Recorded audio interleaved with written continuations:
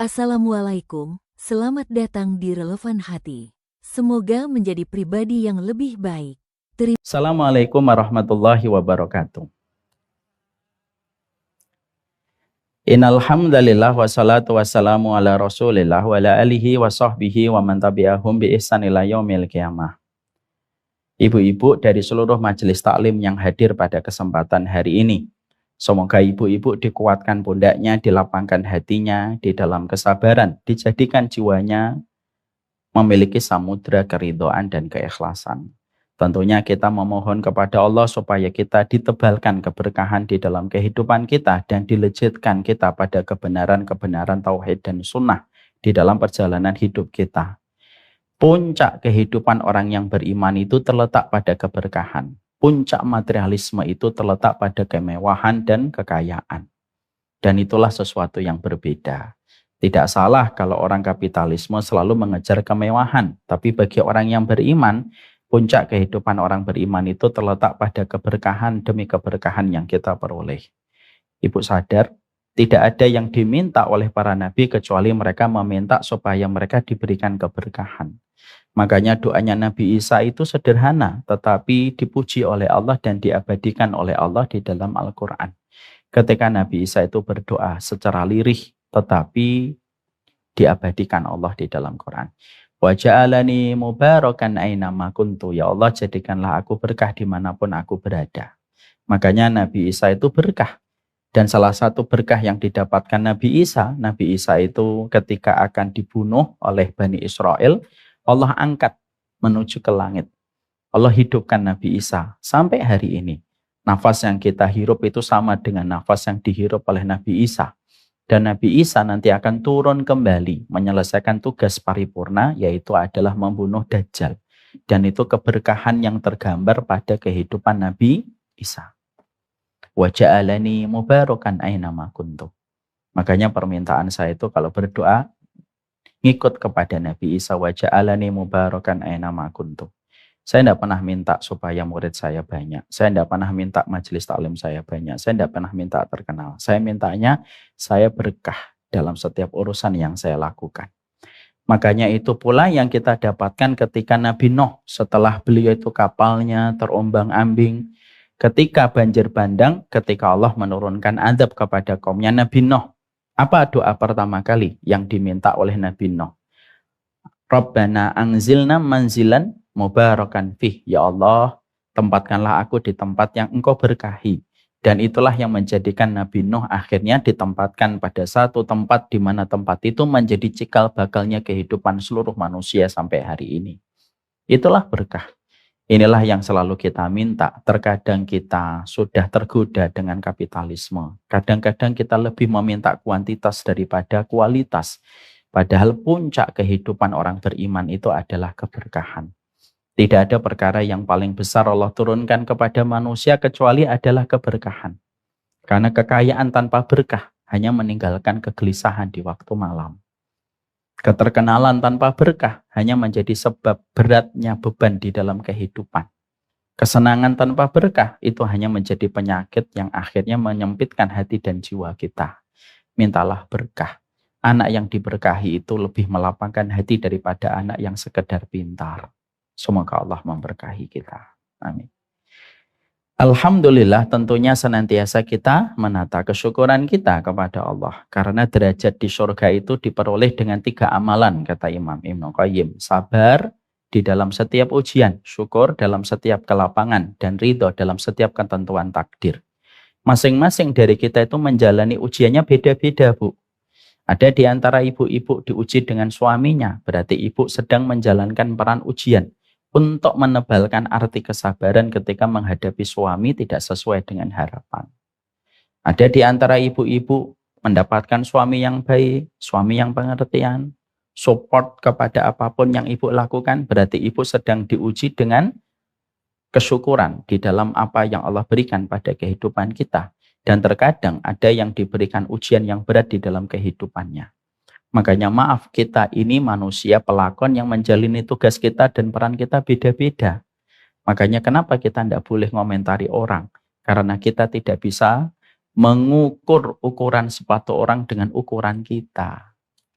Mungkin kamu istrinya baik, dia istrinya tidak baik. Mungkin suamimu baik, tapi suamimu dia tidak baik. Makanya tidak bisa kita itu menyamakan ukuran ujian kita dengan ukuran yang dirasakan orang lain. Tapi itulah yang menjadikan kita bersyukur. Semoga kita bersyukur, walaupun kita belum mendapatkan yang kita mau. Jangan bersyukur kayak anak kecil, kata Imam Ibnu Qayyim. Syukurnya anak kecil tuh gimana, Ustaz? Syukurnya anak kecil itu kalau mereka banyak bersukacita, gembira ketika mendapatkan mainan yang mereka dapatkan. Kapan anak-anak itu senang, Bu? Anak-anak senang itu kalau dapat mainan. Dicium tangannya, dipeluk, lalu mengeluarkan kalimat-kalimat surga. Abi dipijitin ya. Itu biasanya kalau lagi senang. Maka syukurnya anak kecil begitu. Tapi anak kecil ketika disuapin, dimandiin, diantar sekolah, kadang-kadang biasa. Karena menganggap itu adalah kebutuhan dia dan menganggap itu adalah kewajiban untuk kita sebagai orang tua. Itu anak kecil, tidak bisa disalahin. Tapi maaf, kalau kita bersyukurnya masih kayak gitu, berarti kita ini masih belia dan anak-anak. Baru bersyukur ketika apa yang kita mau dikabulkan dan belum nampak kesyukuran. Ketika kemauan kita belum diberikan sama Allah. Kata Imam Ibnu Qayyim, sudahlah. Jangan kayak anak-anak ketika kita melihat Allah. Marilah kita bersyukur karena semua kebutuhan kita sudah dicukupi oleh Allah. Mungkin Allah tidak memberi apa yang kita mau, tapi pastinya Allah memberi apa yang kita butuhkan. Kenapa Allah belum memberi kepada kita apa yang kita mau, Ustaz? Resolusi tahun 2024 kemarin, saya belum dapat. Saya buat 10 resolusi. Malah yang gagal 12 gitu. Padahal 10 resolusinya. Karena kadang-kadang Allah belum memberi apa yang kita mau itu, kata Imam Ibnu Qayyim, itu cuma 2. 1, karena apa yang kita mau terdapat banyak kerusakan yang tidak kita sadari. Anak saya tadi Basim, jangan tanya kalau sudah ditawarin coklat dan manisan. Penggemar berat coklat dan manisan. Kalau setiap hari dikasih manisan 10 bungkus, habis itu. Dan saya pun punya rezeki ngasih dia manisan 10 bungkus kecil itu. Tanpa menafikan rezeki semua datang dari Allah. Tapi kenapa saya tidak memberikan dia manisan setiap hari? Saya memberikan manisan kepada anak saya 2 pekan sekali hari Sabtu. Kenapa begitu? Karena saya tahu permintaannya itu merusak. Terkadang ketika kita tidak mendapatkan apa yang kita mau, bukan karena Allah tidak mampu, bukan karena Allah tidak sayang sama ibu. Tapi karena Allah tahu apa yang kita minta itu tidak baik untuk kita. Yang manis belum tentu baik. Bukankah glukosa itu merusak tubuh kita? Dan induk dari semua penyakit itu terdapat pada diabetes? Allah itu tidak ingin ngasih ibu gula-gula setiap waktunya. Supaya kita paham apa yang tidak kita sukai itu terkadang bisa membawa kebaikan untuk kita. Menarik ya, saya itu pernah melihat ketika beberapa hari yang lalu kejadian pesawat itu jatuh dalam 1 hari. Tiba-tiba mengemuka kembali penelitian dari Boeing. Boeing itu pernah membuat penelitian, Bu, bagaimana pesawat itu dijatuhkan di padang pasir. Untuk melihat dan mengambil banyak pelajaran. Ternyata salah satu pelajaran penting dari Boeing ketika tidak murah itu penelitian karena menjatuhkan pesawat. Ketika dijatuhkan pesawat tanpa awak itu diteliti. Salah satu penelitiannya itu dirilis secara resmi oleh Boeing. Dicek nanti di websitenya. Maka penelitian itu merilis sebuah data. Banyak, saya tidak membaca semuanya. Tapi salah satunya apa? Ternyata ketika ada crash, kecelakaan pesawat, ternyata posisi yang paling safety itu adalah posisi belakang pesawat. Kalau terjadi kecelakaan, untuk billahi min dzalik. Posisi paling belakang itu posisi yang paling menyelamatkan. Padahal posisi belakang itu posisi yang paling dihindari kalau kita naik pesawat. Takdir itu terkadang serupa dengan penelitian Boeing itu. Apa yang tidak kita sukai, kadang-kadang justru malah menyelamatkan kita. Allah tidak memberi apa yang kita mau itu bukan karena tidak mampu. Tetapi Allah tidak memberi apa yang kita mau. Karena sesungguhnya apa yang kita mau itu banyak kerusakannya. Maaf ya Bu, ada di antara kita. Suami saya jadi miliarder, tapi setelah jadi miliarder, seorang wanita menyesal dengan permintaannya. Ketika dia mendapatkan badai itu datang. Justru saat ketika suaminya miliarder. Makanya kalau Allah tidak memberi, jangan buru-buru marah. Resolusi kita 10-10-nya nggak tercapai, enggak apa-apa. Berarti pilihan Allah lebih baik daripada pilihan kita.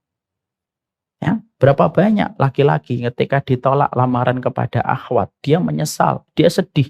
Tapi setelah 10 tahun dia baru merasakan bahwasanya apa yang Allah pilihkan itu lebih baik daripada pilihan kita. Berapa banyak ibu-ibu dulu menginginkan nama dia bersanding dengan nama ibu? Masya. Tapi ternyata nama dia tidak bersanding dengan nama ibu. Tapi setelah perjalanan waktu ibu tahu, alhamdulillah banget gak jadi sama dia. Ternyata orangnya begini dan begitu. Itulah takdir. Allah tidak memberi bukan karena Allah tidak mampu, kata Imam Ibnu Qayyim. Allah itu terkadang tidak memberi karena Allah itu justru sayang sama kita. Makanya betul kata orang-orang yang sudah paham tentang Allah. Kalau aku berdoa kok dikabulkan, aku gembira. Tapi kalau aku berdoa tidak dikabulkan, aku lebih gembira. Kenapa?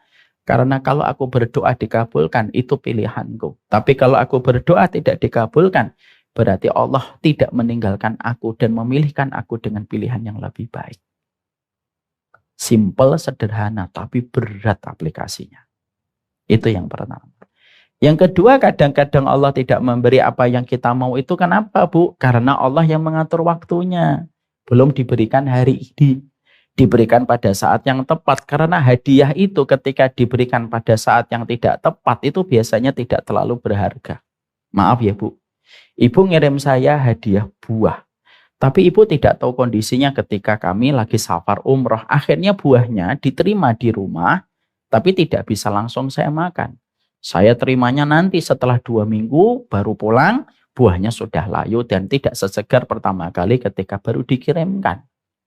Ibu mendapatkan sekoteng, tapi ketika musim terik yang panas, nggak nyaman. Mbak, ya cuaca berapa ya? Panas banget ya hari ini. Ya ini cuacanya 36 gitu. Iya Mbak, saya mau ngirim sekoteng. Ibu kan mikir, panas-panas kok ngirim sekoteng. Jadi tidak nyaman gitu.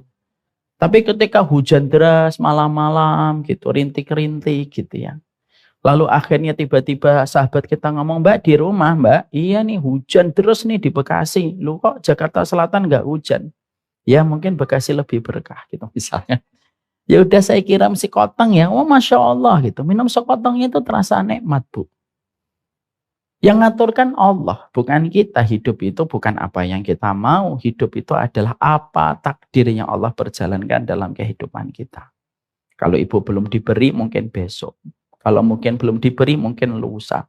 Makanya maaf, tidak ada kata terlambat dalam setiap takdir. Karena setiap segala sesuatu ada masing-masing waktunya. Saya tadi pagi ada tamu dari Purwokerto itu, ibu-ibu, ada 2 bis. Ngomong, saya telat nikahnya Ustaz. Nggak ada yang telat. Nggak ada yang telat Bu. Kok begitu Ustaz? Iya. Karena setiap orang itu punya waktunya masing-masing. Dan Allah yang menakdirkan waktunya kita kapan. Jadi tidak ada yang telat. Kata telat itu cuma satu. Kalau kita buka di dalam Quran. Ketika sudah mati dan tidak lagi bisa mengulangi amal soleh. Itu baru telat. Karena waktu kita kan masing-masing beda. Jam 1 siang di Jakarta tidak sama dengan jam 1 siang di Balikpapan. Jam 1 di Balikpapan tidak sama dengan jam 1 siang di Makkah ataupun di Bali. Makkah, Madinah sekarang baru jam berapa? Makkah dan Madinah sekarang baru jam berapa? Jam 11. Beda 4 jam. Beda-beda waktunya. Maka pastikan kita di situ memahami betul. Sesungguhnya kita tetap bersyukur walaupun banyak resolusi kita yang kita terlewatkan. Kenapa saya ngomong resolusi? Karena mungkin banyak di antara ibu-ibu masih memiliki banyak resolusi di tahun 2024 dan belum dapat sampai sekarang. Jangan sedih. Berarti pilihan Allah lebih baik. Saya ingin buka butik Ustaz 2024. Ya udah, berarti pilihan Allah lebih baik. Saya ingin punya perusahaan maskapai Ustaz, ya sudahlah. Saya pengen skincare Ustaz, ya sudah. Ya karena biasanya kalau nggak butik skincare dan jualan sandal dan sepatu, itulah ibu-ibu. Jadi insya Allah pilihan Allah itu jauh lebih baik daripada pilihan kita. Semoga kita menjadi hamba yang bersyukur dan kita tidak pernah kehabisan alasan untuk bersyukur kepada Allah setiap waktu dan setiap saatnya.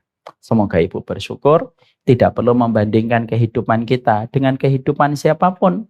Karena kehidupan itu terlalu berharga untuk dibanding-bandingkan. Setiap orang punya potensi, setiap orang punya takdir terbaiknya, dan tidak usah kita melebarkan pandangan kita sama pandangan orang lain. Ibu tahu nggak Ibnu Rajab? Ibnu Rajab itu hidup sekitar 800 tahun yang lalu. Beliau ditanya, gimana menjaga ketenangan hati supaya mudah bahagia? Jangan banyak melihat kehidupan orang. Karena apa, Bu? Dapur kita itu bagus. Kapan dapur kita sudah tidak terasa bagus? Kalau sudah melihat dapurnya orang lain. Lucu ya dapurnya ya. Nah, kata-kata lucu itu toksik. Akhirnya kita pengen pindahkan dapur itu ke dalam dapur kita. Wah, mobilnya lucu. Akhirnya kita pengen pindahkan kata mobil lucu kepada mobil kita. Ya, tidak ada habisnya. Beli yang kita mampu beli dengan cash dan rezeki supaya menambah syukur. Kalau tidak, seni dalam kehidupan orang beriman itu menahan keinginan. Kalau memang mau beli dengan harga cash, tidak usah yang lainnya. Semoga Allah menahan kita dari berbagai macam keinginan-keinginan yang membawa keburukan. Semoga Allah jadikan kita bersyukur. Amin insya Allah. Ibu-ibu yang semoga Allah rahmati. Saya pada kesempatan hari ini ingin menyampaikan sebuah materi yang sederhana. Karena kita ini posisi dan statusnya sama. Kita adalah orang tua. Dan ketika kita menjadi orang tua, mari kita pelajari. Sebuah tema yang akan menjadi pembahasan kita. Kado terindah untuk buah hati. Ini akan jadi pembahasan kita. Ibu-ibu dan seluruh majelis taklim yang hadir pada kesempatan hari ini. Ibu tahu nggak? Cintanya manusia yang paling besar di dalam kehidupan itu cintanya siapa? Yang pertama, cintanya Nabi Muhammad kepada umatnya. Itu tidak ada yang bisa untuk menggantikan posisi betapa besarnya cinta Nabi kepada umatnya. Allah memiliki 100 rahmat, 100 cinta dalam rahmat. Rahmat itulah satunya diturunkan kepada manusia di dunia, 99-nya disimpan untuk kehidupan di akhirat. Satu rahmat itulah yang menjadikan kita memiliki rasa cinta di dalam kehidupan kita. Yang menjadikan singa tidak menerkam anaknya, yang menjadikan kucing tidak meninggalkan anaknya, itu karena satu rahmat yang menumbuhkan jutaan cinta. Dari semenjak Nabi Adam sampai manusia terakhir yang nanti melihat kiamat. Itu pakai satu rahmat. Dalam satu rahmat itu yang paling besar cintanya itu siapa? Cintanya Nabi Muhammad kepada umatnya. Itu merupakan cinta yang paling besar. Tidak ada orang yang paling perhatian dengan kita. Dan tidak ada orang yang selalu mendoakan kita supaya kita selamat kecuali adalah Nabi Muhammad. Bukan hanya untuk ibu, tapi untuk ibu. Untuk mereka yang di luar sana. Bahkan untuk para pendosa sekalipun. Nabi Muhammad itu mencintai umatnya. Makanya maaf. Janganlah kita itu mewakili Nabi Muhammad hanya untuk menyesatkan orang dengan begitu gampang. Ibu tahu nggak apa kaligrafi kalau kita sedang ziarah kepada kuburan Nabi Muhammad? Ada salah satu di antara kaligrafi kalau kita perhatian di saat kita sedang ziarah ke kuburan Nabi. Di situ ada salah satu hadis Nabi. Syafaati li ahlil kabair min ummati. Syafaatku untuk para pendosa-pendosa besar dari umatku. Dan itu hadisnya sahih dari Bukhari. Syafaatnya Nabi, sayangnya Nabi bukan hanya untuk ibu, tapi syafaatnya Nabi kepada mereka yang hari ini masih ketawa-ketawa, dugem, belum pakai jilbab, masih minum khamr. Mereka pun tetap mendapatkan bagian dari sayangnya Nabi. Walaupun sayang itu disesuaikan dengan tingkat kebaikan mereka. Tapi itulah yang menjadikan kita paham. Tidak ada perkara yang paling besar dalam cinta kecuali cintanya Nabi Muhammad kepada umatnya. Makanya maaf ya Bu, saya tuh kalau ditanya tentang Ustadz, fulan ini gimana? Saya berkata, saya tidak tahu. Mungkin dia punya kebaikan yang tidak saya ketahui. Ya, makanya Imam Malik mengatakan ikhrajun nasi anis sunnah syadidun. Meluarkan orang dari kebenaran sunnah itu bukan perkara gampang, yang tidak setiap orang bisa mengucapkan. Itu yang pertama. Yang kedua, siapa yang diberikan rasa cinta yang begitu besar di dalam kehidupan manusia? Para ulama mengatakan yang diberikan rasa yang begitu besar untuk mencintai manusia itu adalah seorang ibu dan bapak ketika memiliki anak. Makanya sampai kita mendengar sebuah kalimat yang sudah common kita dengarkan, yaitu adalah kita sering mendengarkan bahwasanya mantan suami itu ada, mantan istri juga ada, tapi mantan anak tidak ada. Dan sesungguhnya cintanya seorang manusia kepada anak tidak ada yang sebesar bagaimana cintanya ibu kepada anak dan cintanya seorang bapak kepada anak. Makanya ketika suami pergi biasanya lebih rindu anaknya daripada ibu anaknya. Biasanya kalau ada seorang ibu keluar, ibu-ibu itu kalau keluar biasanya nggak akan bertahan lama. Kenapa? Karena dia pengen betul-betul kembali pulang. Karena rasa rindunya itu terletak pada rumah yang Allah berikan kepadanya. Dan sesungguhnya sayangnya ibu kepada anak itu sayang yang begitu besar di dalam kehidupan. Di mana sayangnya ibu dan bapak kepada anak, seluruh ulama sepakat. Sayangnya ibu kepada anak lebih besar daripada sayangnya bapak kepada anak. Karena apa? Ibu memberikan 5 air yang tidak diberikan suami dan bapak kepada anak. Apa 5 itu? Ada air ketuban, ada air darah nifas, ada air susu, ada air mata kesedihan ketika melihat anaknya sedih, dan ada air mata begadang ketika mendapati anaknya sakit. 5 inilah yang menjadikan seorang ibu sangat besar cintanya kepada seorang anak. Dan itu sesuatu yang tidak usah diperdebatkan lagi. Ketika kita paham bahwasanya anak itu merupakan hal yang paling indah dalam kehidupan dan kita rela untuk membanggakan anak kita walaupun merendahkan diri kita. Ibu kalau sudah cerita anak, saya yakin ini dari sini, ini belum punya anak. Dari sini sampai sana, itu kalau sudah menceritakan anak itu bangga. Menceritakan anaknya walaupun merendahkan dirinya sendiri, ya atau tidak? Padahal kalau ibu direndahkan sama temannya, ibu akan bermusuhan dengannya, ngeblok nomor WhatsApp-nya selama 3 tahun. Tapi kalau sudah cerita anak itu biasanya kita itu bisa menampilkan apa saja. Anak saya itu hafal Al-Quran, walaupun saya itu tidak hafal Al-Quran. Dia merendah, hanya untuk ngangkat anaknya. Anak saya itu putih, alhamdulillah, walaupun saya sawo mata. Itu dia rela. Anak saya itu matematikanya pintar, walaupun saya sebagai mamanya dulu ketika SD itu ya Allah gitu. Matematika saya itu 5. Itu pun kata guru matematika saya harusnya 4, tapi karena kasihan melihat saya. Maka biasanya di situ kita mendapati bahwasanya anak itu sampai dijadikan perhiasan itu begitu. Karena kita akan membanggakan anak kita. Makanya orang itu kalau dia memiliki kelebihan dan dia mendapati anaknya tidak mewariskan kelebihan itu biasanya sedih. Saking cintanya dia kepada anak. Makanya ketika kita paham kita ini berada pada deretan yang kedua. Ketika kita diberikan oleh Allah rahmat pada hati kita. Lalu kita memiliki buah hati yang Allah hadirkan di dalam kehidupan kita. Maka tentunya ketika ini merupakan sebuah cinta kasih yang begitu besar. Kita harus memberikan makna cinta kasih kita kepada anak dengan tuntutan ilmu dan tuntunan ilmu. Supaya cinta kita kepada anak kita itu tidak menjadi cinta yang kebablasan tanpa dipandu dengan ilmu.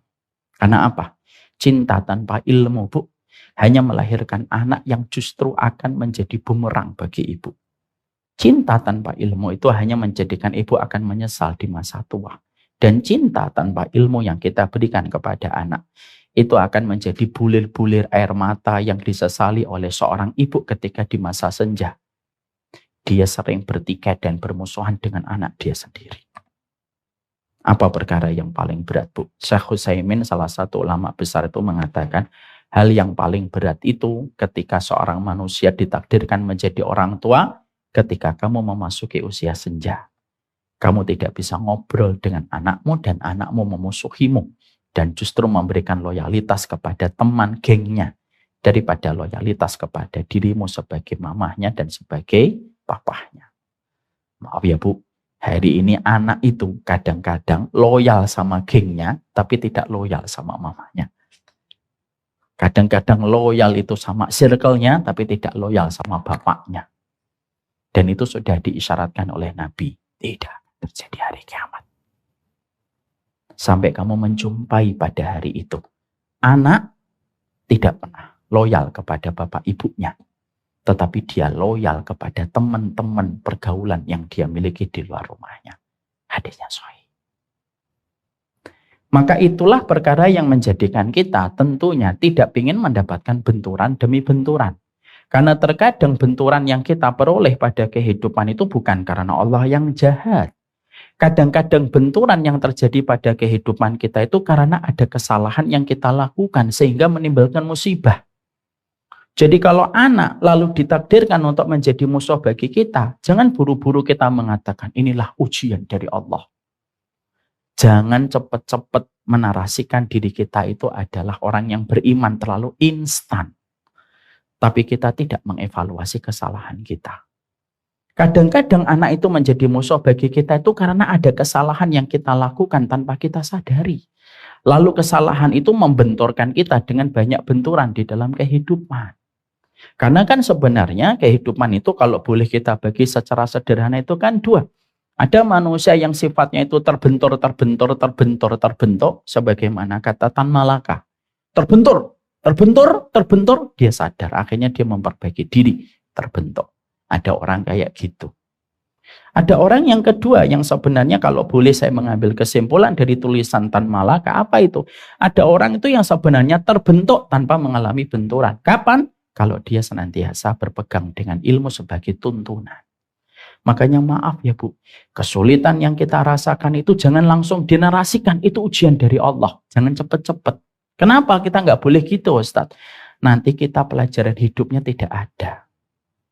Karena terkadang kesulitan yang kita hadapi, salah satunya dengan anak, itu karena sebab kesalahan yang pernah kita kerjakan dan pernah kita lakukan. Dan kita harus mau mengakui kalau diri kita masih banyak berbuat salah. Mari kita buka surat Asy-Syura ayat 30. Surat ke-42. Yang sudah menemukan, langsung membaca. Wa ma asabakum min musibatin fabima kasabat aydikum. Tidaklah satu musibah yang menimpa kepada kalian kecuali musibah itu terjadi karena kesalahan kamu sendiri. Makanya maaf kalau kita dapat kesulitan itu jangan buru-buru kita mengatakan, wah ini ujian dari Allah. Memang ujungnya nanti ke situ. Tapi jangan langsung di awal. Kenapa kita tidak boleh langsung menempatkan diri kita supaya kita itu mendapatkan ujian itu, menempatkan narasi kita untuk diuji. Karena nanti kita tidak memperbaiki diri. Misal ada perusahaan menutup tahun 2024, timnya berkata kepada owner, Pak, iya perusahaan kita defisit Pak, marginnya 0, minus, kita rugi 5 miliar. Kalau perusahaan itu timnya langsung berkata, ya sudah ini ujian dari Allah. Kira-kira perusahaan itu akan berkembang dan melejit profitnya? Enggak. Ya nanti tahun 2025 akan ambruk lagi. Tapi ketika ada satu perusahaan menutup tahun 2024, lalu menutupnya, ternyata dia defisit dan marginnya sampai 5 miliar, maka yang dilakukan evaluasi.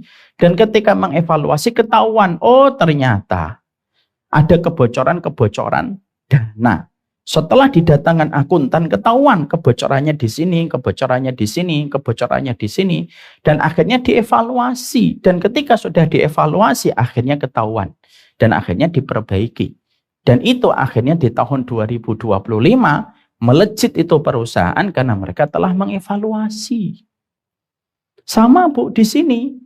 Kadang-kadang kita sudah tahu bahwasanya musibah yang bisa mengancam saya dan ibu itu sama. Apa musibah bagi kita? Musibah bagi kita itu kalau anak itu tidak lagi menempatkan kita sebagai sahabatnya ketika kita di masa tua. Ketika kita mengatakan A, dia mengatakan B. Ketika kita mengatakan B, dia mengatakan C. Maka itu menjadi sebuah musibah. Maka yang kita lakukan bahwasanya musibah itu bisa mengintai kita dan mengancam kita, maka pastikan jangan sampai kita melakukan perkara-perkara yang bisa mendatangkan kesulitan demi kesulitan di dalam kehidupan. Maaf ya Bu, banyak anak hari ini dendam sama orang tuanya. Dan banyak anak itu susah berbakti kepada orang tua. Itu bukan karena 100% kesalahan mereka. Tapi bisa jadi orang tuanya melakukan kesalahan yang tidak mereka sadari. Akhirnya itu menjadi bibit anaknya untuk tidak berbakti kepada orang tuanya. Ketika orang tuanya itu melakukan berbagai macam kesalahan. Contoh, ibu tidak menemani anak di waktu kecil. Bisa jadi anak itu belajar untuk tidak menemani ibu di masa tua. Makanya selalu saya berkata, hadirkan 100 alasan membersamai anak supaya anak memiliki 1000 alasan membersamai kita di waktu kita dewasa. Makanya kenapa Bu, saya kalau habis maghrib dan habis subuh tidak mau nerima taklim sama sekali. Karena itu waktu golden time saya bersama anak-anak. Itulah yang menjadikan kita akhirnya paham. Oh, kalau begitu terkadang anak-anak kita itu durhaka kepada kita itu bukan hanya karena mereka itu durhaka, tapi terkadang kitalah yang menciptakan dosa. Lalu dosa itu berimpak kepada anak kita, lalu anak kita membalas dan memberikan respon yang sama kepada kita ketika kita sudah tua. Yang paling kita takutkan itu ketika tua bukan hanya bergetar kaki kita dan bukan hanya berkurang mata kita, berkurang telinga kita.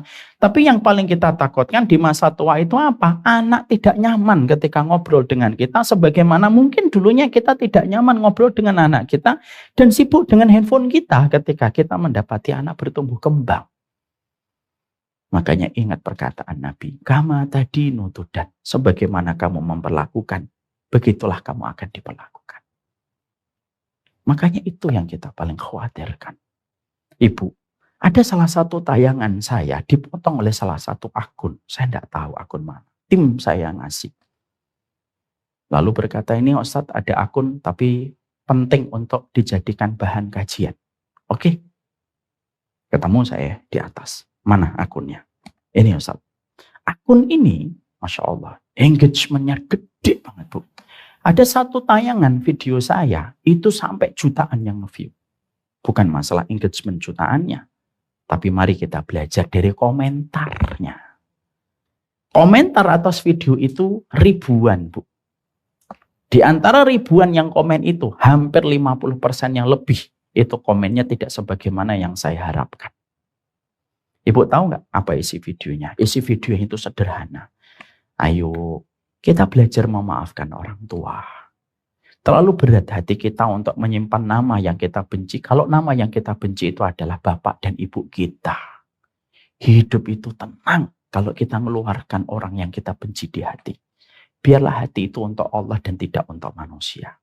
Terutama maafkanlah dua, bapak ibumu dan pasangan hidupmu. Normatif atau tidak normatif? Normatif. Baik atau tidak baik? Baik, Bu. Tapi ibu tahu, tim saya menyampaikan, bukan videonya Ustaz, komennya dibaca. Saya klik dong komennya, klik, saya klik. Ibu tahu komennya apa? Ribuan, bukan ribuan, ratusan lebih lah. Saya nggak ngitung secara tepat dan pasti. Komennya apa? Ustaz sih ngomong enak. Ustaz sih belum tahu orang tua saya. Ustaz sih belum tahu mama saya. Ustaz sih belum tahu papa kami. Ustaz sih belum tahu tentang bapak kami yang kabur sama perempuan tidak pernah balik kecuali sudah tua dan sakit-sakitan baru balik. Ustaz sih tidak pernah ngelihat pertengkaran demi pertengkaran yang saya jumpai dari saya kecil sampai saya besar sampai saya bosan dengan di rumah dan lebih nyaman ketika saya berada di coffee shop. Lu itu tuh komennya, Bu. Jadi ternyata apa pelajaran? Kita di situ bersama tim itu kita mengkaji. Apa ya pelajaran yang Allah berikan kepada kita dalam masalah ini ya? Ternyata hari ini kita tidak bisa, Bu. Lalu ketika di depan anak kita lalu berkata, berbakti kamu sama Abi dan sama Bibu. Tapi setelah itu kita tidak menyadari kesalahan demi kesalahan yang pernah kita lakukan sama anak. Ketika kita selalu sibuk dengan seluruh status-status kita sibuk dengan sosial media kita, tapi ternyata kita tidak pernah memberikan telinga kita, bahkan ketika kita diajak bicara, kita sambil lalu lalang.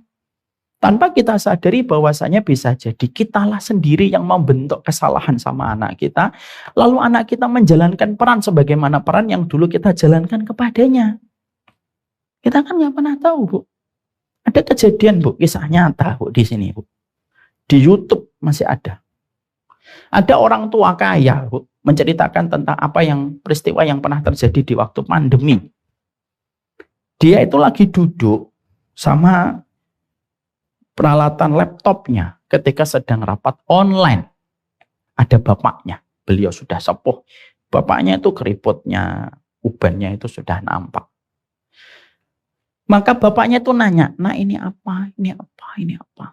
Anaknya baru jawab sekali 2 kali itu anaknya berkata, Pak, saya ini lagi sibuk meeting. Nantilah, nanti. Bapaknya diem. Bapaknya langsung lipat koran. Diem aja di samping. Lalu sang anak melanjutkan meetingnya. Sang anak ini, Bu, punya anak lagi, cucu dari sang bapak yang ada di sampingnya itu. Maka anaknya itu nggak lama 1 jaman itu turun gitu kata dia, menceritakan deskripsi video tersebut. Anaknya turun dari lantai 2. Turun ketika dia sedang rapat online untuk kantornya. Anaknya ketika turun, lalu dia berkata, nak ambilkan minum, papa itu di atas meja itu. Lalu anaknya dengan begitu santai berkata, Pak, saya lagi sibuk, sudah ditunggu teman-teman di depan. Ambil sendirilah, Pak. Dan meninggalkan bapaknya tanpa merasa bersalah. Loh, sang bapak itu terdiam di depan laptop. Melihat bapaknya. Gitu. Di dalam video itu dia berkata, saya belum sampai 1 jam. Ngomong sama bapak saya lagi sibuk, Pak. Dijawab cash dan kontak. Anak saya pun menjawab, saya sibuk. Ambil sendirilah minuman di atas tempat tidur. Itu kan masalah-masalah ilmu yang sebenarnya tanpa kita sadari. Durhakanya kita kepada anak itu sebenarnya investasi durhakanya anak sama kita. Dan kita tuh kan gak pernah sadar. Kita ketika dulu punya orang tua, kita pernah banting itu gitu. Tanpa kita sadar itu utang loh. Nanti anak kita pun akan belajar untuk banting pintu. Karena apa? Algoritma takdir antara ibu dengan anak itu algoritmanya sebagaimana algoritma dia kepada orang tua. Kalau bahasa riwayatnya bagus.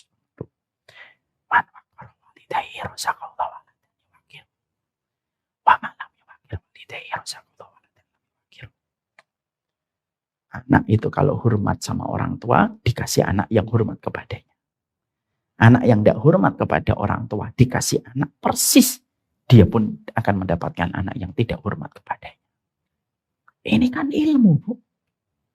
Jadi ternyata masalah kita dan buah hati itu bukan hanya masalah cinta. Karena berapa banyak cinta itu merusak. Berapa banyak ibu-ibu ketika terlalu cinta sama anaknya justru merusak.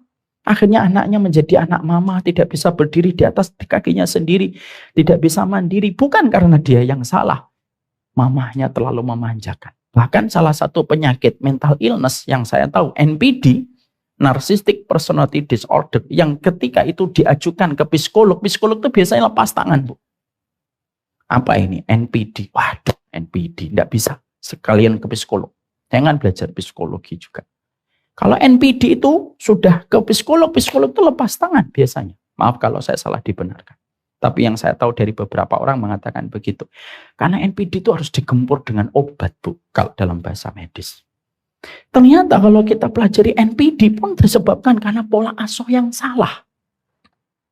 Sehingga anak itu dijadikan betul-betul central of attention, akhirnya dia tidak bisa menerima ketika tidak lagi menjadi central of attention. Loh, ternyata sampai sedahsyat itu. Jadi ternyata akhirnya disitulah kita akhirnya paham, disitulah kita mengerti. Ternyata ketika Allah menganugerahkan kita cinta yang begitu besar sama anak, Allah itu sedang menguji cinta kita. Saya punya cinta, ibu punya cinta. Cintanya istri saya, ibu kepada anak, mungkin sama cintanya ibu kepada anaknya ibu. Tapi tanpa kita sadari cinta yang Allah anugerahkan dan Allah tempatkan di hati kita dan jiwa-jiwa kita. Oh, ternyata itu ujiannya berat, Bu. Dan disitulah kita paham. Kadang-kadang anak tidak mau ngobrol dengan kita. Karena dia tidak mendapatkan kado yang seharusnya dia peroleh. Sehingga ketika tangkinya kasih sayang itu kosong karena tidak ada kado yang dia dapatkan secara benar, tangki kasih sayang itu yang menjadikan dia mudah untuk emosi dan mudah untuk terpetik dengan berbagai macam masalah. Tangki kalau bermasalah, Bu, maaf ya, mobil sebagus apapun, tangkinya kosong, nggak ada bahan bakarnya, pasti tidak bisa berjalan. Sesabar apapun manusia, kalau tangki kasih sayangnya kosong, tidak bisa berbuat apa-apa, pasti marah-marah. Contoh maaf ya, contoh saya ini anggap nggak penting aja, cuma gampang aja. Saya itu love language tangki kasih sayang saya itu act of service, Bu. Makanya kalau saya lagi kosong, saya ngomong sama istri saya. Tangki saya kosong. Nah, biasanya istri saya langsung nemenin saya makan, nemenin saya keluar, nemenin saya sampai betul-betul tertata. Itu biasanya nanti akhirnya kita bisa sumringah kembali. Kan ibu-ibu beda-beda tangki kasih sayangnya. Kalau ibu-ibu sih biasanya gift, ya, yang agak-agak kuning-kuning itu ya. Artinya bahwasanya bukan hanya kita, Bu, tangkinya, tapi anak-anak kita itu sebenarnya butuh kado untuk mengisi tangki kasih sayang dia. Yang mana kalau kita tidak pernah tahu tangki kasih sayang dia, yang pertama tentunya memakai definisi langit dulu. Sebelum kita nanti mengisi tangki kasih sayang anak kita dengan berbagai macam hal yang kita ketahui dari psikologi. Tapi yang penting itu kado terindah dulu untuk anak itu apa? Jadi jangan salahkan anak kalau terkadang anak itu tidak memberikan loyalnya kepada ibunya dan mamahnya di masa tua, karena mungkin kadonya tidak dia dapat. Mungkin anaknya tidak mendapatkan hal yang istimewa pada hidupnya. Dan itulah yang kita pelajari. Maka saya meringkas apa yang ditulis oleh Imam Ibnu Qayyim dalam kitabnya yang luar biasa ketika menceritakan tentang buah hati. Saya ringkaskan untuk ibu. Apa kado terindah untuk anak kita ketika kita menjadi orang tua, supaya kado itu merekah senyumnya kepada kita selaku ibu dan bapaknya di masa senja. Apa yang pertama? Mari kita buka yang pertama. Yang pertama, lepaskan diri kita dari beban hati. Itu kado pertama yang dibutuhkan sama anak. Mana Ustaz? Maksudnya dalilnya? Ya sudah. Ibu lihat dulu ini, dibaca sudah semuanya? Saya datangkan dalil dulu. Dalilnya dulu dah. Mari kita membaca surat Al-A'raf ayat 58. Allah menyampaikan kepada kita di dalam surat Al-A'raf ayat 58. Apa itu yang disampaikan oleh Allah? Allah menyampaikan kepada kita, wal baladut thayyibu yakhruju nabatuhu bi'idni rabbih. Walladzi khabusa la yakhruju illa nakida kadzalika nusarriful ayat liqaumi yashkurun. Ini dalilnya Tuhan. Masya Allah. Dan betapa lembutnya Allah kalau sudah menyampaikan satu kebenaran. Makanya kalau ada ustadz kok kasar, dia nggak belajar dari maha latifnya Allah ketika menyampaikan segala sesuatu.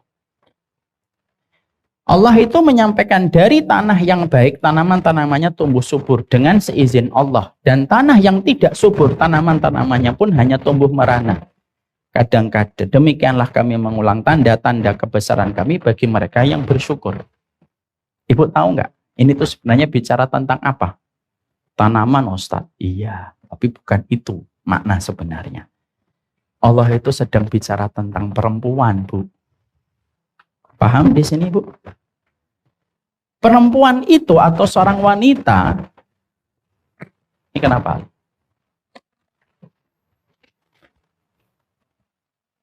Udah.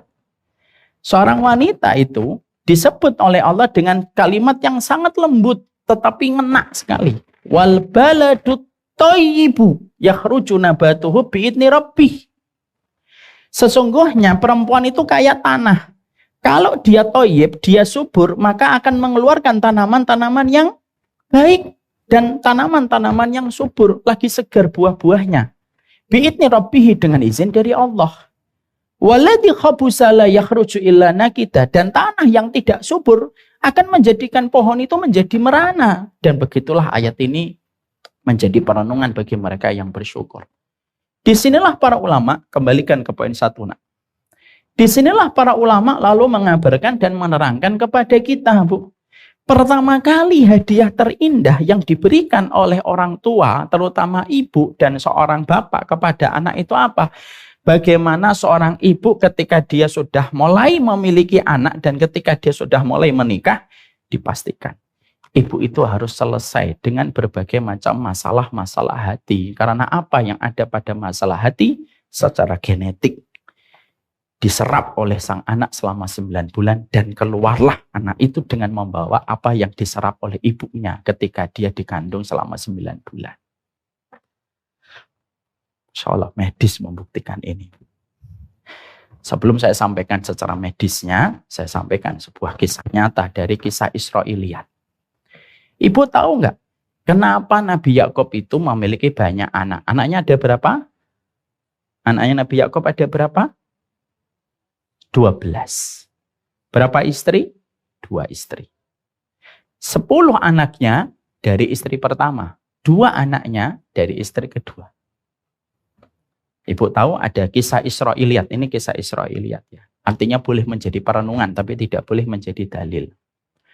Ternyata Nabi Yakub itu ketika masih muda, Nabi Yakub itu akan menikah. Dan ketika beliau itu akan menikah, ada seorang wanita yang dipuja oleh beliau untuk dinikahi karena kesolihannya. Namanya Rachel atau Rachel. Rachel. Qadarullah pada saat melamar, Nabi Yakub tidak punya harta. Sehingga beliau itu sampai menggembala kambing.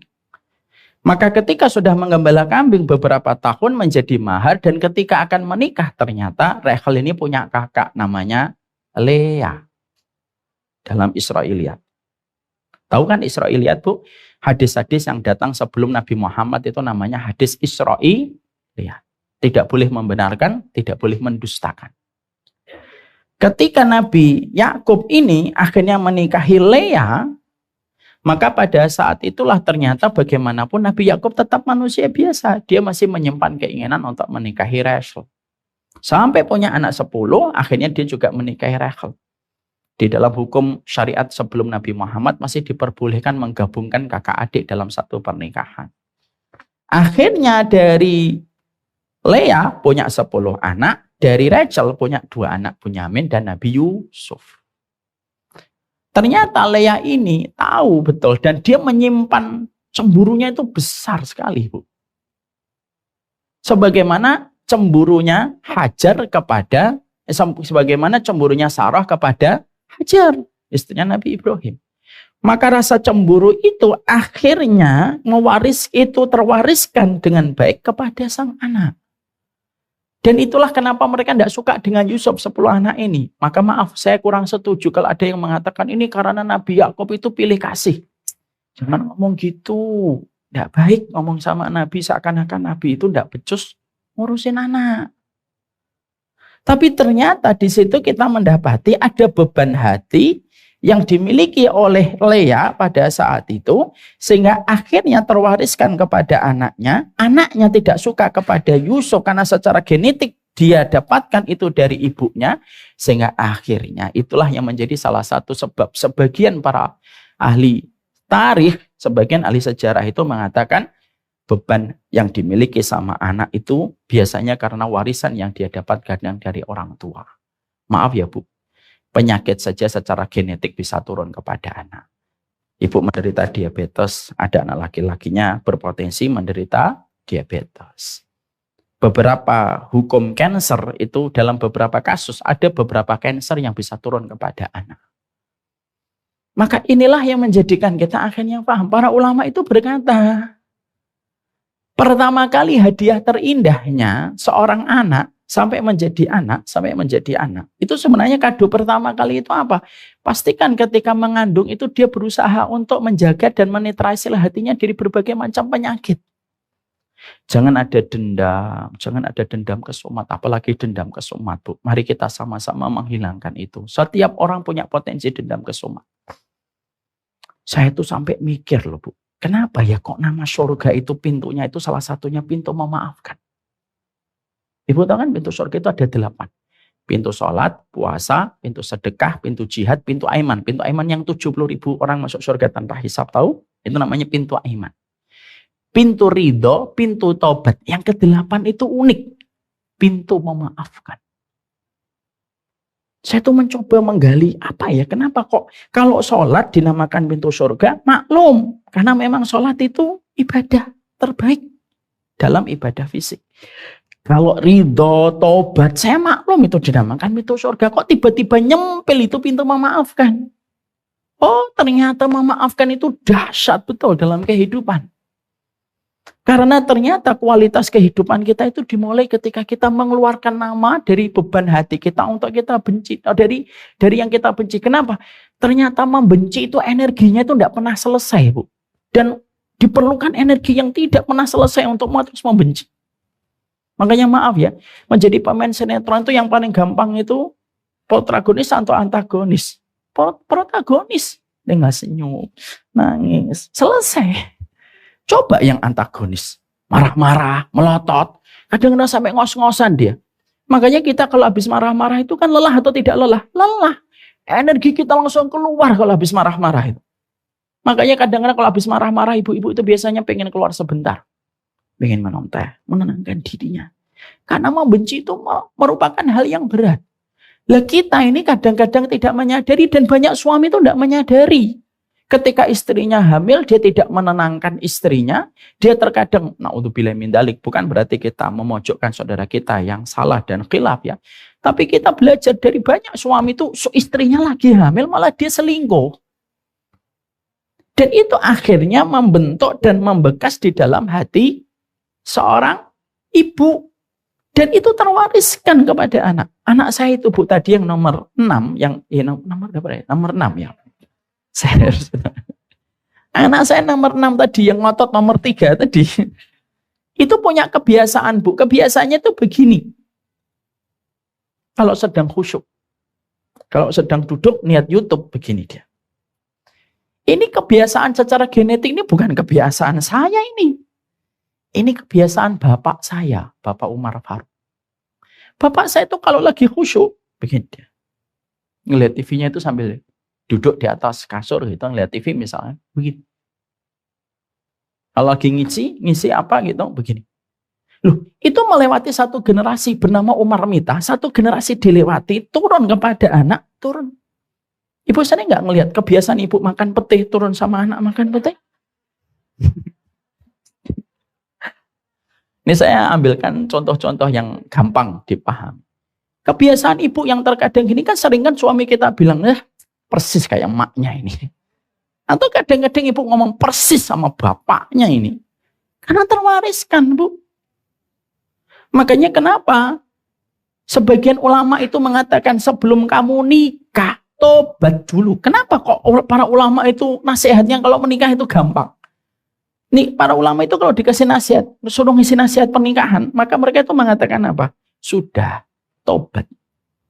Kenapa? Tobat dimulai. Karena kebersihan hati itu yang akan membawa kebersihan hati anak-anak kita. Lah kadang-kadang kita itu tidak peduli. Ketika kita lagi mengandung, kita melakukan banyak hal, lalu kita tidak sadari apa yang kita perbuat itu.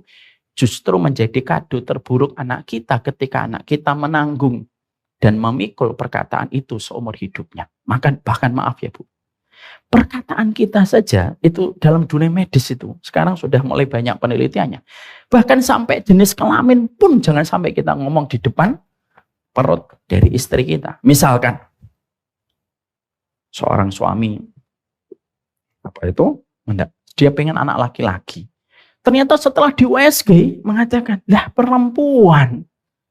Itu dalam dunia medis itu sekarang dijaga omongan kayak gituan. Kenapa? Karena ternyata anak itu bisa merasakan orang tuanya itu sebenarnya tidak menginginkan dia perempuan. Makanya kadang-kadang kalau kita sering mendapati sosial eksperimen, coba sebenarnya Quran Sunnah itu dengan ilmu terapan itu pas Bu. Sunnah Quran itu why-nya, maka ilmu terapan itu menjadi what-nya. Paham maksud saya ini? Maka biasanya kalau saya tuh sering habis dapat itu, saya searching itu di YouTube gitu. Di YouTube itu yang saya searching apa? Apa yang menjadikan anak beralasan jadi tomboy? Saya tidak ngomong ke LGBT, belum itu. Tomboy. Biasanya langsung keluarlah berbagai macam alasan yang saya akhirnya pelajari. Ada yang sebagian besar tuh mengatakan, iya, bapak saya itu dulu menginginkan anaknya itu laki-laki. Tapi ternyata saya lahir perempuan. Itu sebagiannya begitu. Loh, sampai akhirnya ucapan pun itu tidak lepas dari apa yang akan dirasakan oleh anak-anak kita, Bu. Makanya ketika kita mendapati anak kita itu dalam kondisi hamil, maka tidak ada sikap terbaik ketika hamil kecuali apa? Harus selesai dengan beban hatinya. Kalau ibu saat itu lagi benci sama orang tuanya, sudah. Kalau pas lagi hamil itu sudah. Jangan diteruskan dendamnya sama mama dan papahnya atas apa yang tidak ideal yang dia peroleh di dalam kehidupan. Kenapa? Karena itu terwariskan kepada anaknya. Dan itu tanpa kita sadari. Dan ilmu membebaskan kita dari blind spot yang tidak kita ketahui. Makanya maaf. Kenapa hari ini anak kita pemarah? Ya mungkin anak kita itu pemarah ya karena ketika dulu kita memang pemarah. Kenapa anak kita begini, anak kita begitu? Sebelum kita tuding anak kita, mari kita mencoba mencari kesalahan itu pada diri kita. Anak itu tidak ada yang mau dijadikan kambing hitam. Bolehlah kita saling berbagi gitu ya. Tapi tidak boleh kita itu hanya menjadikan anak kita kambing hitam. Tetapi kita tidak menyadari kesalahan itu ada pada diri kita. Makanya begitu indahnya tadi ayatnya. Mari kita nanti renungkan Bu ayat ini Bu. Ayatnya. Lihat di sini. Allah itu menyampaikan kepada kita. Wal baladut thayyibu. Yaitu tanah yang baik itu tidak mengeluarkan tumbuh-tumbuhan kecuali yang baik. Jadi artinya kebaikan itu tergantung sama tanahnya. Dan betapa indahnya Allah ngomong kayak gitu. Dan ternyata di sini dikatakan nakidah. Nakidah itu tumbuhan yang merana. Ternyata tumbuhan yang merana itu tidak lain disebabkan apa? Khobusa. Tanahnya itu tidak subur. Sehingga ketika itu yang terjadi makanya tidak ada sikap kita kecuali apa? Bersimpuh memohon maaf kepada Allah. Ini merupakan poin yang pertama, Bu. Ini kado yang pertama. Yang terkadang kado ini aja sudah lepas dari kita.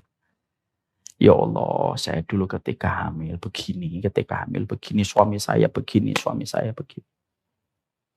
Makanya maaf ya, ada dokter di sebuah podcast itu berkata, seorang ibu yang hamil tapi bermasalah dengan mentalnya, itu akan cenderung meninggalkan dan melahirkan keturunan yang lebih besar kemungkinan untuk bermasalah dan lebih besar dampaknya dalam kesehatan anak itu ketika tumbuh kembang.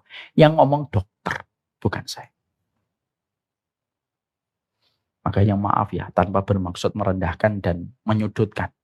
Kebangetan suami itu kalau istrinya lagi hamil lalu akhirnya dia melakukan perkara yang menjadi bom waktu dalam pernikahan mereka. Itulah indahnya Allah itu ngomongnya selembut ini Bu. Allah tidak ngomong, kalau kamu perempuan baik, tidak punya penyakit mental, insya Allah anakmu tidak punya penyakit mental. Tapi kalau kamu berpenyakit, anakmu nanti berpenyakit. Itu terlalu kasar. Allah itu al-latif. Allah itu maha lembut. Maka saking lembutnya setiap diksi itu dipilih oleh Allah. Bisa menyentuh hati kita yang lembut. Jadi maaf ya Bu, jangan buru-buru nyalahin anak. Saya tuh kadang-kadang kalau mau marahin anak gitu ya. Ya Rob, ini kan karena maksiat saya. Makanya seorang Fudail bin Iyad ketika lagi jalan gitu Bu. Tiba-tiba ngelihat tikus masuk ke rumahnya gitu. Dia tidak mengatakan, ini pasti ada yang berlubang ini. Enggak. Dosa apa ya kok tikus ini masuk ke dalam rumah saya? Tidak lepas dari belajar. Kalau kita melihat segala sesuatu dari sudut pandang kekurangan kita, maka kita terus akan belajar. Never stop learning dalam hidup. Tapi kalau kita melihat sudut pandang itu segala sesuatunya itu merasa kita sudah sempurna, sudah baik, sudah sunnah, itu biasanya nggak akan pernah belajar. Ada tikus, wah ya orang beriman, ujiannya banyak sampai tikus pun masuk. Ini pernah belajar kita nanti. Anak nakal, ujian saya ini. Akhirnya kita tidak akan mau belajar. Makanya maaf ya saya singkatkan. Karena ternyata sudah jam 4 lebih. Kita belum sholat asar. Udah jam berapa? Mau jam 4. Saya singkatkan Bu. Lalu apa yang harus kita lakukan? Tampilkan surat Al-Ahqaf 15. Nanti kapan-kapan kita jumpa kembali ibu-ibu. Kita terangkan poin 2, 3, 4, 5, 6. Maka di sini jawabannya. Surat Al-Ahqaf ayat 15. Mari kita baca. Rabbi auzi'ni an ashkura ni'mataka allati an'amta alayya wa ala walidayya wa an amala salihan tardah wa aslih li fi dzurriyyati inni tubtu ilaika wa inni minal muslimin. Tolong Ibu, tolong diperhatikan. Ini penting sekali. Ini ayat yang menjadi semboyan hidup saya. Setelah jadi orang tua, setelah melewati 40. Jadi biasanya kan sering ditanya, Apa ayat yang paling menginspirasi Ustadz? Beda-beda. Kalau dulu ketika saya ditinggalkan ibu saya, ayat yang paling menginspirasi saya surat At-Tur 21-26. Makanya maaf ya Bu, setiap momen itu harus kita cari ayatnya. Setelah saya 40, apa ayat yang menginspirasi saya? Menginspirasi saya. Surat Al-Ahqaf 15. Mari kita baca. Ya Allah, tunjukilah aku untuk bersyukur kepada nikmat yang Kau berikan kepadaku. Ibu, kalau sudah 40 itu banyak syukur. Apa nikmat hidup yang belum kita dapat? Makan daging sudah, makan pesawat sudah. Naik pesawat sudah. Bisnis juga pernah. Ya, semua kenikmatan hidup sudah kita cicipi. Dalam takaran yang biasa ataupun takaran yang eksklusif. Handphone punya, naik mobil punya, walaupun mungkin belum punya mobil, tapi naik mobil sudah, naik bis sudah, semuanya sudah. Kalau sudah 40, apa hidup yang belum pernah kita jalani? Di bulan Ustaz, di bulan tidak bisa. Makanya banyak bersyukur. Wa'ala walidayya, dan kepada orang tuaku. Artinya, kalau ibu masih punya orang tua di atas 40 tahun, itu karunia besar. Mendapatkan orang tua masih membersamai kita sebelum 40, itu anugerah. Tapi mendapatkan orang tua ketika kita sudah melewati masa 40 tahun itu karunia besar sekali. Kenapa? Karena ibu melewati 40 tahun. Tapi ternyata orang tuanya masih hidup untuk menjadi pintu tengahnya surga. Jimat terbesar kehidupan orang beriman itu terletak kepada ibu dan bapaknya. Saya tidak mendapatkan itu, istri saya tercinta tidak mendapatkan itu. Kami orang tuanya sudah wafat, orang tuanya istri saya pun sudah wafat. Saya masih sempat mengetahui orang tua saya 40, istri saya malah belum sampai 40, orang tuanya sudah meninggal dunia dua-duanya. Ini panjang, tidak usah kita. Wa an a'mala sholihan tardoh. Artinya kalau sudah 40 itu sudah mulai menata amal solihnya. Dengan amalan yang diridhoi oleh Allah.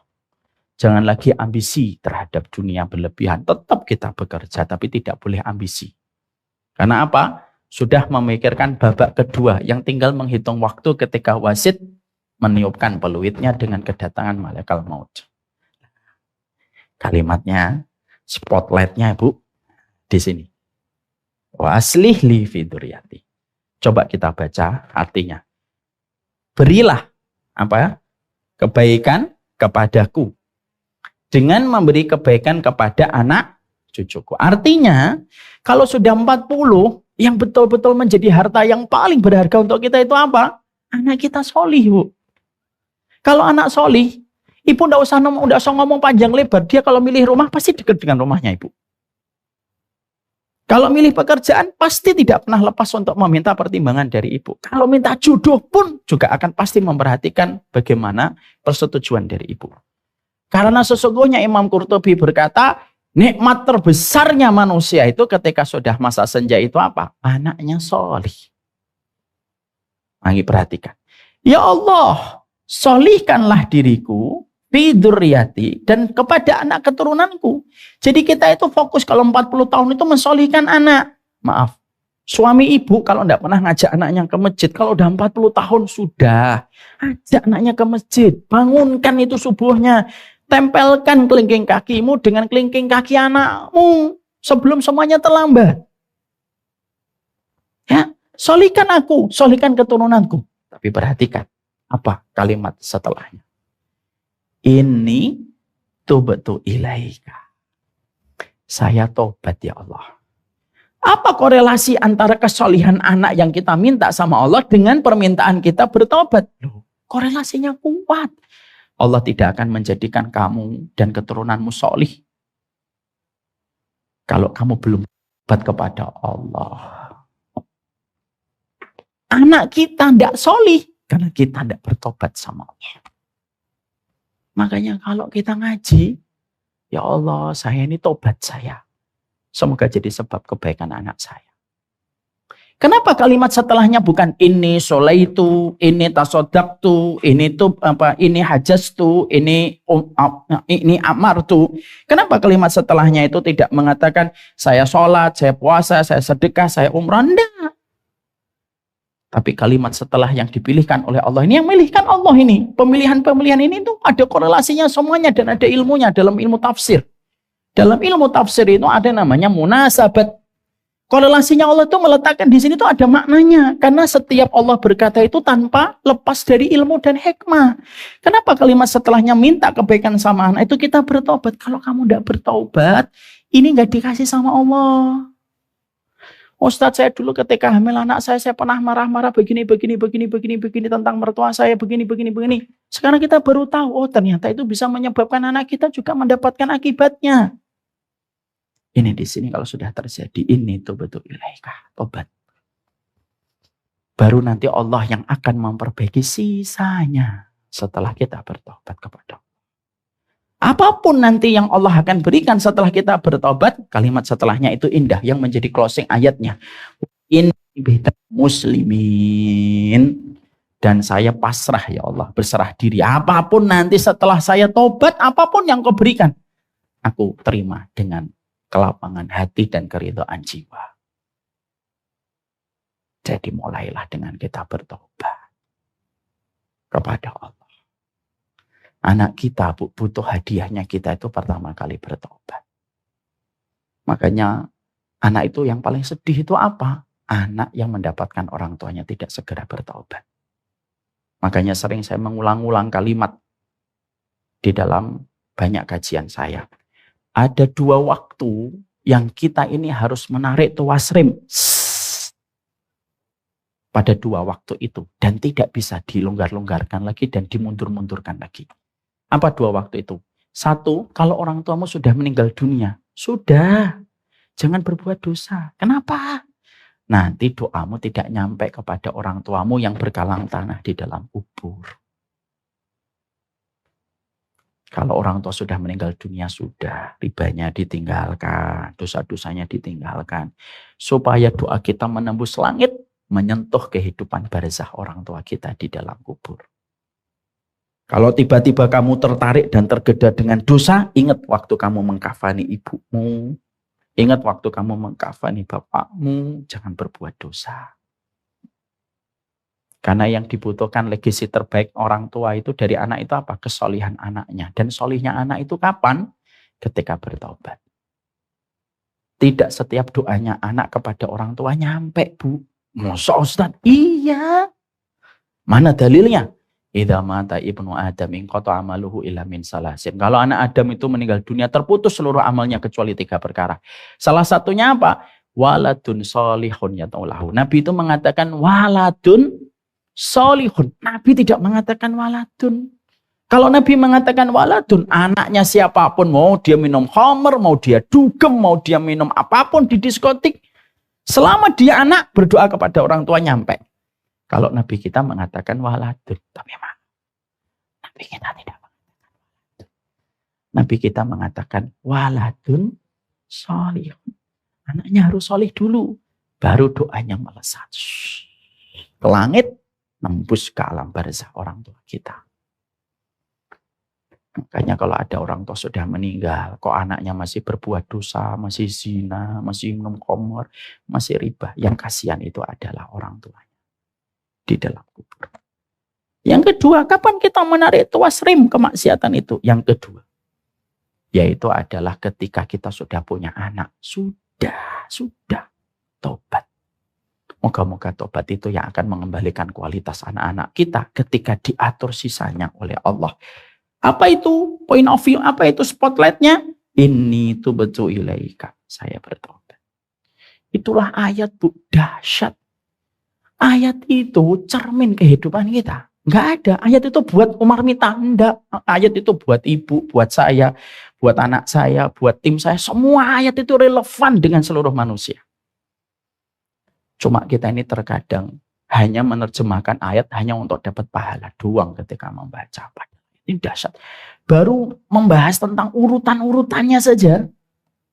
Ternyata banyak sekali evaluasi yang kita lakukan. Jadi maaf ya Ibu, anak kita itu kadang-kadang ngomong keras sama kita, banting pintu sama kita, jadi pemarah dengan kita. Mungkin bukan karenanya, Tapi musibah itu terjadi karena dosa yang pernah kita lakukan. Dan akhirnya Allah menghadirkan musibah itu kepada kita melalui anak-anak kita. Semoga kita menjadi ibu yang bertobat kepada Allah. Barakallahu fikum.